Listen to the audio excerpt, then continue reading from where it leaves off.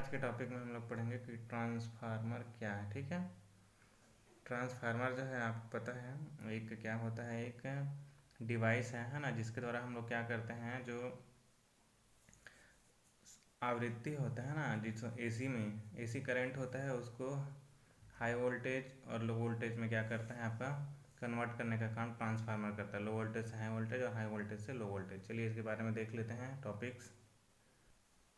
Transformer जो होता है हमारा क्या काम करता है, ये जो आवृत्ति रहता है हमारा, जो सामान्य आवृत्ति है ना, फ्रीक्वेंसी रहता है, जो सामान्य आवृत्ति फ्रीक्वेंसी बोलते हैं इसको, है ना, जो फ्रीक्वेंसी है ना, समान आवृत्ति या फ्रीक्वेंसी जो होता है उसको क्या करता है, high voltage high high voltage high voltage to low voltage, high voltage to low voltage तथा लो वोल्टेज को हाई वोल्टेज में परिवर्तित करने का काम करता है ना, तथा क्या करता है ये लो वोल्टेज से या लो वोल्टेज को हाई वोल्टेज में क्या करता है, ये कन्वर्ट करता है। ठीक है, कन्वर्ट करता है। ट्रांसफार्मर क्या काम करता है, देखिए एक बार फिर से मैं बता देता हूँ आपका।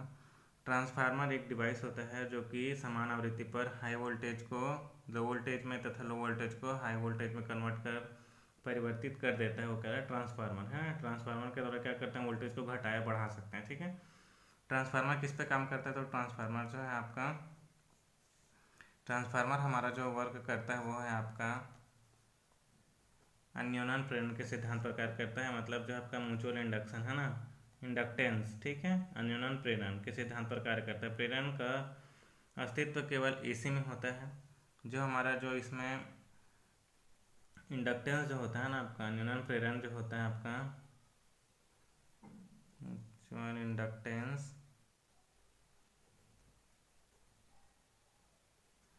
जो न्यूनन प्रेरण जो होता है, इसके कारण क्या होता है, ये केवल एसी में ही होता है ना। एसी जो हमारा कहता है अल्टरनेटर करंट, इस पे क्या करता है, काम करता है। ठीक है, तो एसी सर्किट में होने के कारण ट्रांसफार्मर केवल एसी सप्लाई पर ही कार्य कर सकता है। हमारा जो इंडक्टर प्रेरण जो होता है एसी पर कार्य करता है, तो ये केवल जो है ट्रांसफार्मर हमारा एसी अल्टरनेट पर ही काम कर सकता है, डीसी पे नहीं, है ना। ट्रांसफार्मर की दक्षता कितनी होती है, ये स्टैटिक टाइप का होता है, इसलिए इसकी इफिशियंसी कितनी होती है आपका 90% से 98% तक क्या होता है, इसकी इफिशियंसी होती है। ठीक है, इफिशियंसी, ठीक है, इफिशियंसी होती है ये आपके किसका, ट्रांसफार्मर के लिए। ठीक है, ट्रांसफार्मर का जो इफिशियंसी होता है वो कितना होता है, 90 to 98%। ठीक है, स्टैटिक प्रकार का डिवाइस होने के कारण है। हम लोग ईडी पढ़ रहे हैं, तो ईडी में जो ट्रांसफार्मर का जो डायग्राम होता है, उसके जो पार्ट्स होते हैं उनके नाम क्या क्या हैं उसको देख ले। ये आपका ट्रांसफार्मर का डायग्राम है ना। इसमें आप लोग देख लीजिए क्या क्या है इसमें। तो इसमें स्टार्टिंग कर लेते हैं, तो आपका देखिए ये आपका अर्थ पॉइंट है। ठीक है, ये ऑयल है, ऑयल आउटलेट ड्रेन कॉक। ठीक है, ये आपका टैंक होता है। ठीक है, ये आपका कूलिंग पाइप है। ठीक, ये आपका डेटा प्लेट है, ये आपका कोर है, ये आपका ऑयल है, ये आपका एयर है, ये आपका ब्रीदर है, सिलिका जेल है। ठीक है, एलटी पोर्सिलिन ब्रूश है। ठीक है, ऑयल इनलेट वाल्व है, वोल्केज है, प्रेशराइज वाल्व है, ये आपका है आपका expose valve, oil oil gauge, ST terminal, temperature मापी, है ना, और ये आपका ट्रैम्पिंग स्विच, कूलिंग पाइप। ठीक है, ये आपका ट्रांसफार्मर का डायग्राम है ना। ट्रांसफार्मर के भाग, ये आपका एग्जाम में आपको बनाने के लिए आता है, ट्रांसफार्मर के भाग तथा उसके डायग्राम बनाए, टू ड्रॉ ट्रांसफार्मर। ठीक है, तो आपको बनाना पड़ेगा। ठीक है, ये ट्रांसफार्मर क्या काम करता है, देखिए मैं पहले ही बता दिया। ट्रांसफार्मर जो है आपका, जो हमारा वोल्टेज रहता है उसको हाई वोल्टेज को कम कर देता है, और कम वोल्टेज रहता है उसको बढ़ाकर भेजने का काम करता है। इसमें आपको पता है, इसमें आगे के इसके जो जो भाग रहेंगे उसके बारे में मैं जानकारी दे देता हूँ कि प्राइमरी वाइंडिंग, सेकेंडरी वाइंडिंग। ठीक है, और जब हम लोग देते हैं तो किस तरीके से लाइन आता है वो, हाँ उसके बारे में। तो चलिए देखते हैं ट्रांसफार्मर के आगे। ये डायग्राम आपको बनाना पड़ेगा, इसको आपको फाइल में बनाना है ना। ये आपका क्या ट्रांसफार्मर का डायग्राम है, देख लीजिए, है ना। ट्रांसफार्मर को कूलिंग करने के लिए जो है ऑयल और एयर दोनों तरीके से होता है ना।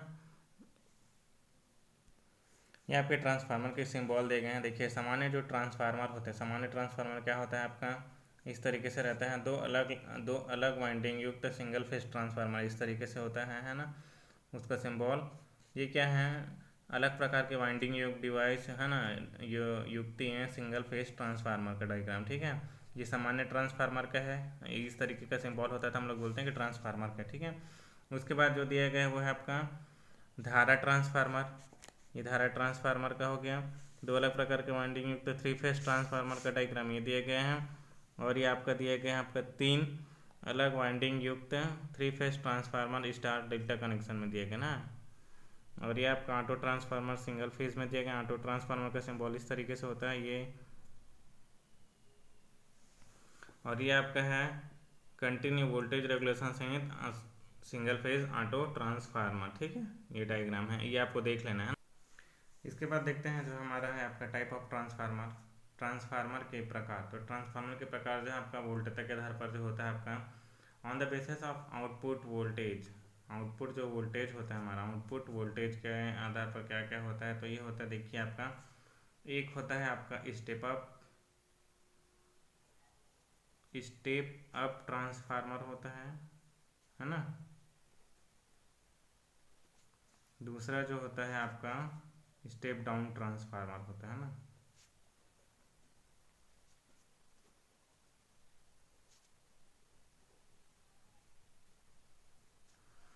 स्टेप अप और स्टेप डाउन में क्या होता है तो ये देख लेते हैं। हमारा जो हमारा स्टेप अप ट्रांसफार्मर क्या होता है कि इस तरीके से हमारा रहता है ना, वाइंडिंग दो तरीके से रहती हैं, प्राइमरी वाइंडिंग सेकेंडरी वाइंडिंग, है ना।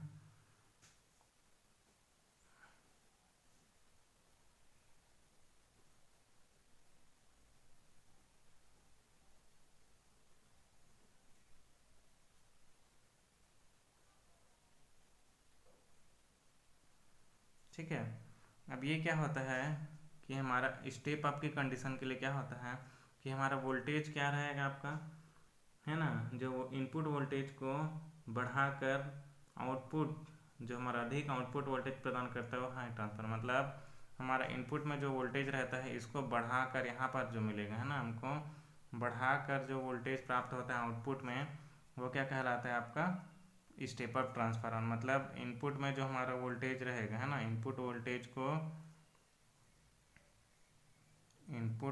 को बढ़ाकर मिलेगा, ठीक है। बढ़ाकर आउटपुट में जो वोल्टेज मिलता है, आउटपुट में जो वोल्टेज मिलेगा तो ऐसे ट्रांसफार्मर को क्या बोलेंगे हम लोग, स्टेप अप ट्रांसफार्मर, ठीक है। अब स्टेप डाउन ट्रांसफार्मर क्या होता है, तो स्टेप डाउन ट्रांसफार्मर के लिए मैं बता देता हूँ। इस तरीके से बना लेते हैं इसको।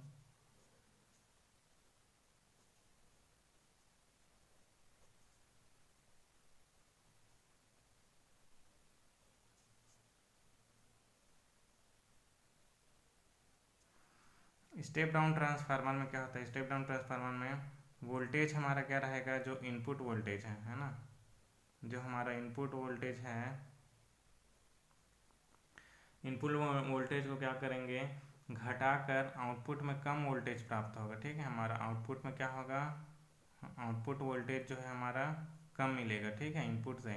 तो ये क्या कहलाएगा आपका step down transformer. Step up में क्या करते हैं, वोल्टेज को बढ़ाकर भेजा जाता है आउटपुट में, ठीक है, बढ़ा हुआ वोल्टेज प्राप्त होता है। जबकि स्टेप डाउन ट्रांसफार्मर में क्या होता है आपका वोल्टेज कम करके भेजा जाता है, ठीक है, आउटपुट वोल्टेज कम हो जाता है, ठीक है। जब हमारे ट्रांसफार्मर इनपुट वोल्टेज को घटाकर निम्न आउटपुट वोल्टेज प्रदान किया जाता है तो ये क्या कहलाता है आपका स्टेप डाउन ट्रांसफार्मर। मतलब आपका वोल्टेज घटकर आपको मिलेगा, कम होकर मिलेगा, ठीक है। तो आपका step down transformer. Step up में क्या होता है, जब हम वोल्टेज देते हैं तो इनपुट वोल्टेज को बढ़ाकर हम लोग आउटपुट में जो वोल्टेज प्रदान करते हैं वो क्या कहलाता है आपका स्टेप अप ट्रांसफार्मर, ठीक है। स्टेप अप और स्टेप डाउन आपको समझ में आ गया होगा। आपके में इसमें डायग्राम बनाने के लिए आता है, ये मैं उसमें जानकारी दे रहा हूँ आपको, बेसिक जानकारियाँ, ठीक है। स्टेप अप और स्टेप डाउन ट्रांसफार्मर। चलिए आगे देखते हैं। इसके आगे जो ट्रांसफार्मर का जो डायग्राम है ये देखिए, ये कोर के आधार पर होता है। On the basis of the core, core के आधार पर core type transformer, cell type transformer और ये आपका बैरी टाइप ट्रांसफार्मर। इसमें क्या होता है, अलग अलग टाइप्स के कोर रहते हैं, जैसे कि ई, आई, यू, सी इत्यादि प्रकार की होती है। ठीक है, यह क्या होता है, यदि लोहे के कोर ठोस हो तो उसमें, तो उनमें क्या होता है आपका जो इसी करंट की क्षति और हिस्टेरेसिस लॉस होता है। ठीक है, हिस्टेरेसिस लॉस का मान काफ़ी अधिक होगा तो क्या होगा, उसमें लेमिनेटेड सिलिकॉन स्टील का जो है कोर का यूज़ किया था। ठीक है, इसके निर्माण में लौह में 3.8 से 4.5 तक सिलिकॉन मेटल मिश्रित की जाती। ठीक है, इसकी कोर की मोटाई 0.35 से 0.5 mm तक रखी जाती है। मोस्ट इम्पॉर्टेंट है आपका ये जो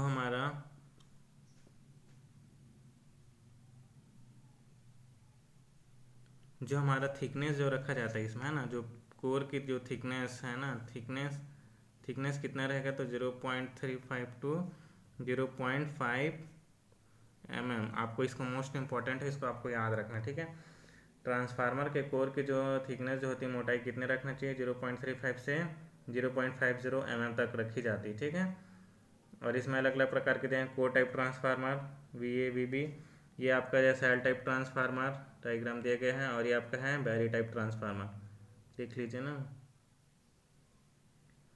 ठीक है, ट्रांसफार्मर में प्राइमरी वाइंडिंग द्वारा स्थापित चुंबकीय क्षेत्र के चुंबकीय सर्किट को, है ना, जो परिपथ होता है उसको पूरा कर रखने के लिए क्या करते हैं, उसे संग्रहण लौह कोर का यूज़ किया जाता है। ठीक है, तो यही जो है आपका कोर है, कोर का जो थिकनेस कितना होगा, 0.35 से 0.50, इसको आपको याद रखना है। ठीक, इसके आगे जो है आपका जो हमारा ट्रांसफार्मर जो है वो है आपका फेज़ों के आधार पर जो होता है, फेज जो होता है, नंबर ऑफ फेज के आधार पर जो है ट्रांसफार्मर का वर्गीकरण किया गया। तो ये आपका सिंपल फेज ट्रांसफार्मर है और ये आपका है 3 फेज ट्रांसफार्मर, है ना।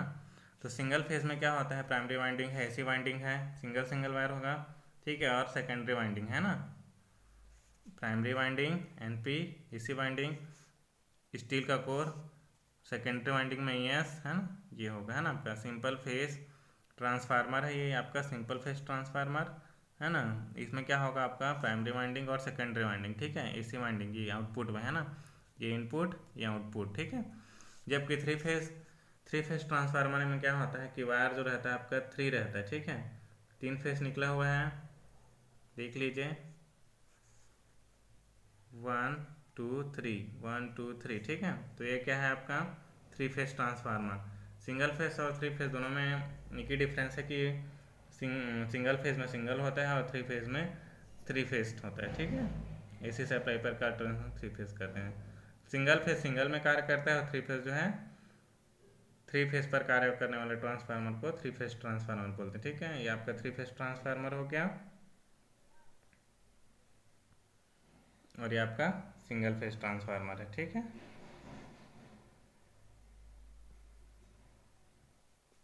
सिंगल फेज ट्रांसफार्मर दोनों में समझ में आ गया होगा।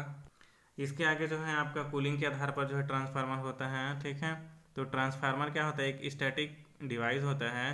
तो ट्रांसफार्मर को क्षतियाँ के कारण इसमें क्या होता है, हीट जनरेट हो जाता है। ठीक है, हीट जनरेट हो जाता है तो इसमें क्या करता है, जो इसमें वाइंडिंग होता है, ठीक है, उसके क्या होता है, जो नॉन कंडक्टर होता है, मतलब अचालक आवरण को नष्ट करके वाइंडिंग्स को शॉर्ट सर्किट कर सकते हैं। ठीक है, तो इस स्थिति में पैदा ना हो इसलिए क्या करते हैं हम लोग, इसको कूलिंग रखते हैं। ठीक है, ट्रांसफार्मर को कूल करने के लिए हम लोग कुछ रखते हैं, है ना।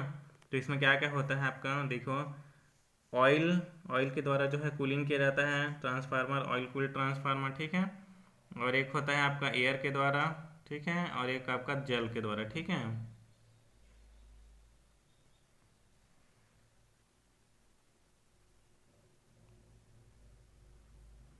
ठीक, कूलिंग क्यों करते हैं तो मैं बता देता हूँ। ट्रांसफार्मर में शॉर्ट सर्किट से बचाने के लिए हम लोग क्या करते हैं, ट्रांसफार्मर को कूल करना बहुत ज़रूरी होता है। तो इसमें आपका ऑयल द्वारा जो कूलिंग ट्रांसफार्मर यूज़ करता है ये है। इसमें कोर होता है, टैंक होता है, ट्रांसफार्मर वाइंडिंग, अंदर में कूलिंग पाइप है। ठीक है, और ये क्या है आपका